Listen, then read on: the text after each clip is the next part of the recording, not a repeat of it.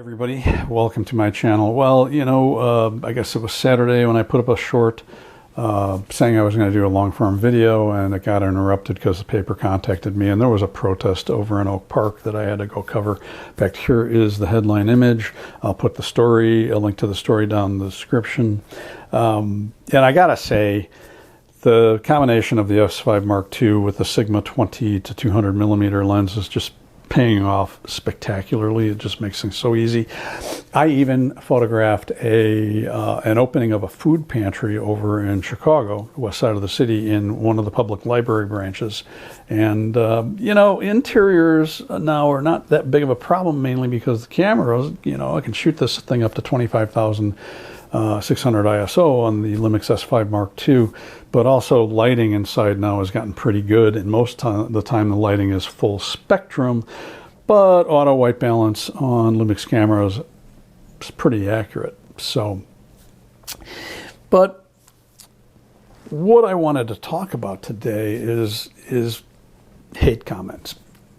So when I cover one of these stories, I frequently shoot video, and I've been shooting the 3.8K OpenGate MP4 Lite video on both the S5 Mark II and the G9 Mark II.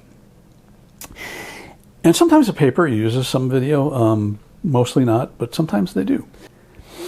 So when I put up a short, I crop the OpenGate into a vertical format for a short, I know what's going to happen depending on the subject matter. So to give you an example, last year, on the anniversary day of the assassination of Martin Luther King, I covered a story. It was a march over on the west side of Chicago.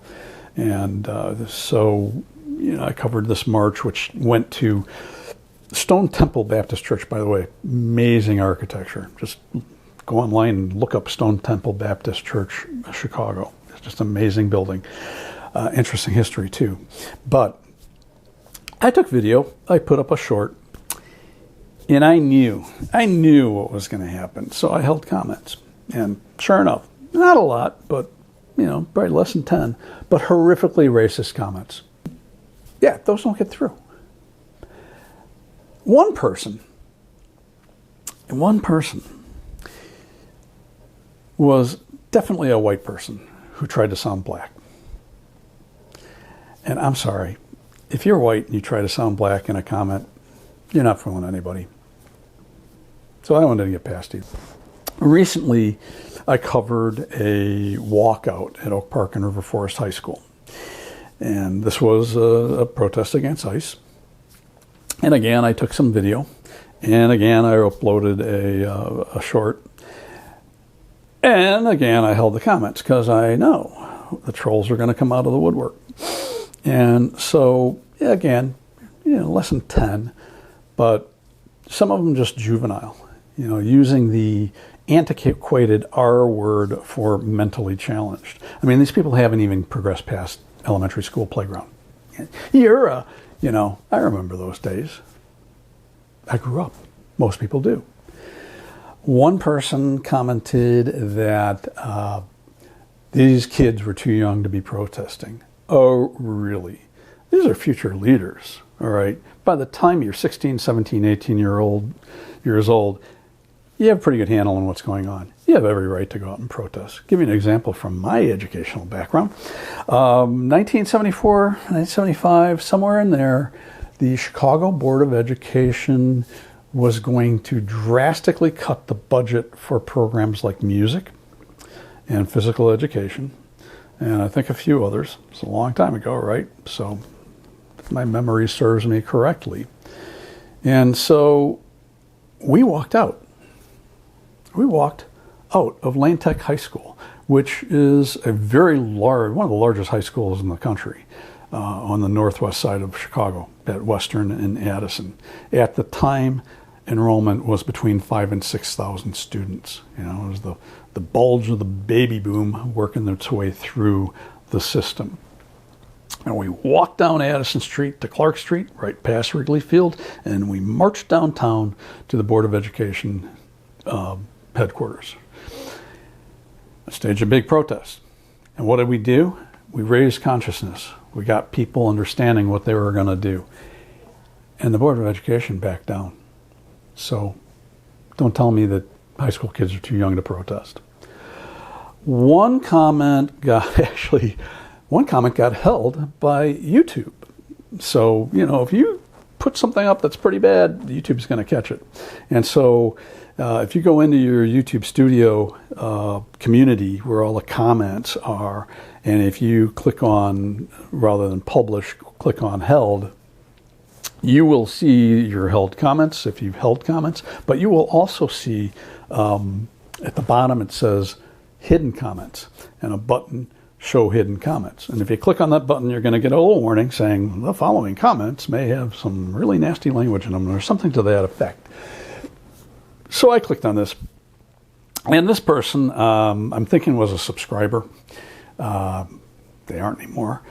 And, said, I am marking your channel as not to be recommended to me by YouTube. You have Trump derangement syndrome. Get help.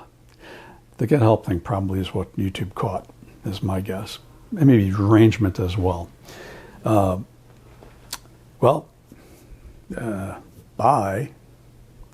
I find it just amazing that these people call those of us who, the majority of us who are very concerned and unhappy about this regime, deranged. How many times have they, during the campaign, put up posts like, vote for Trump and there'll be no more wars, right? And now, Venezuela, let's get Greenland, Canada. This is how you know you're in a cult, folks. See, anything he does, you're going to be okay with, right? How many times did they post, release the Epstein files? Remember, he promised. Now, Epstein files? What?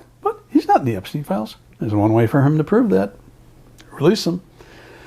And then you'll get the Bill Clinton. I don't care if Bill Clinton's on that list. If he's on that list, and I think he is, and he's said release the files, if he did anything wrong, he needs to go down as well. Anybody in there needs to go down. Sorry to get a little off track, but I just find this hilarious that these people call the majority of us deranged. So those are my thoughts on this. I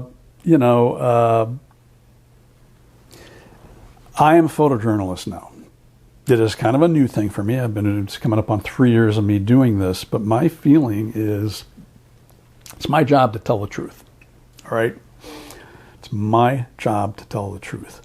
And when you are faced with a government that lies through their teeth, this shooting, this most recent shooting, unambiguously an execution. All right? No ifs, ands, or buts about it. They're trying to say, oh, he brandished a gun. He had a gun on him. He never brandished it.